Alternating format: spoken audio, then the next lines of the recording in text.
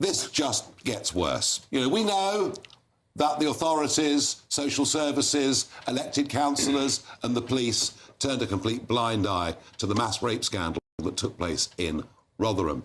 We've also, you know, many, many times questioned why the police failed to act. Was it fear of being called racist? Well, according to 5 women who've spoken to GB News, maybe it's because, believe it or not, some of the police themselves were directly involved in the abuse. And I did speak to one of the victims myself on the phone the other week, and I believed her evidence. Well, David Greenwood is a leading child abuse solicitor and involved with this case. He speaks to me from Wakefield. David, my understanding is that quite a few women have come forward over the years and made these accusations, and that to date, there's not been one single charge laid against a police officer. That's right. The National Crime Agency, if you will recall, were drafted in because the Home Secretary at the time didn't trust South Yorkshire Police to do the investigations.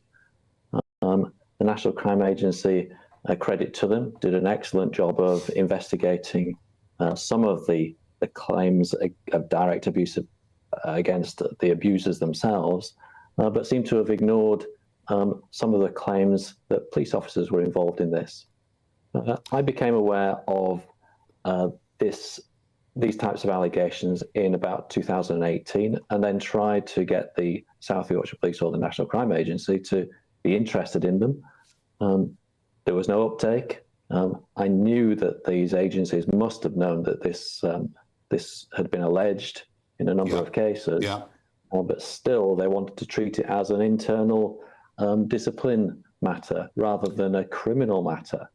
And when it goes to IOPC or whatever, it's the police investigating themselves, effectively, isn't it? Exactly. So I wanted the police to push it out to a different force to deal with it independently, so they weren't investigating themselves. And they refused that and came up with this fudge that the IOPC would oversee their investigation. And in truth, the IOPC don't have the expertise to do this. They're just rubber stamping what South Yorkshire Police are doing. And obviously South Yorkshire Police have a reputation to protect.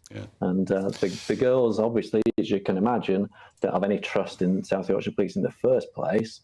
And so to have the same force investigate these types of allegations against police officers is not going to encourage women to come forward. No, it isn't. No, it isn't. David, thank you for joining us, and well done for representing these women.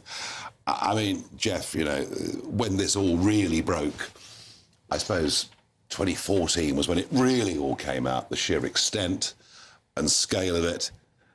You know, do you think that the Blair government, believing that diversity, that opening up the doors was an unconditional good, didn't it lead to some of this? I don't accept that for a moment, and no one can excuse the appalling events that took place in Rotherham. Sure. And now we appear to know that those events were not closed, that there's more to it, involving, sadly, police officers. Which is very shocking. It's deeply shocking if that is true.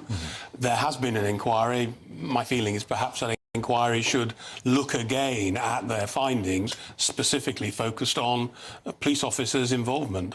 But, I mean, you know, I talk about this diversity. I mean, it was perfectly clear that it was one particular community. It was predominantly Pakistani men, and we know that for an absolute fact.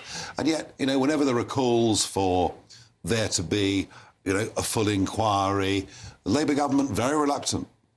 Well, there was an inquiry, and that has looked at the situation, but it clearly did not consider the possible involvement of police officers, which is why I'm saying we could look again at this. Well, we got to. But the inquiry, the initial inquiry was much broader than what we're talking about. Yeah. I mean, I agree with Jeff, actually, about the Labour government, because you've got to remember, a lot of these communities have been there for a very long time.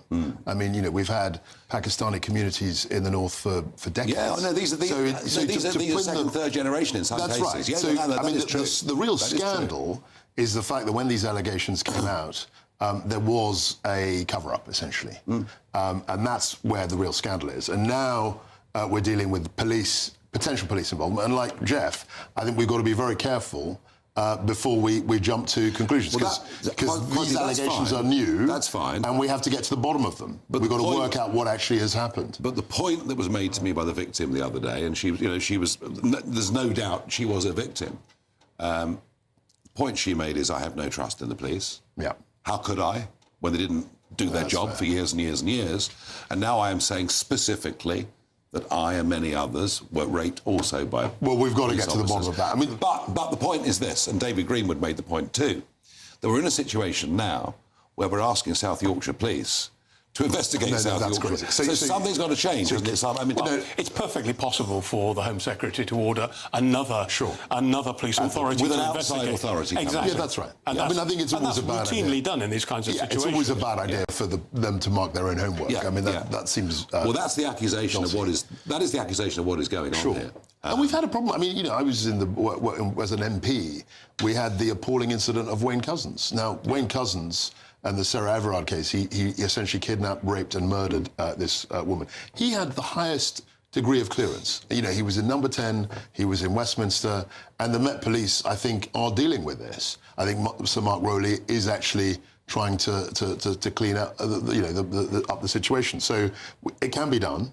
And I think, as Jeff said, we need to bring other people. Yeah. Well, we've got to look at what's happening. We've got to do something. In a moment, let's discuss what really is one of the hottest topics in this country, which people really are talking about. That, of course,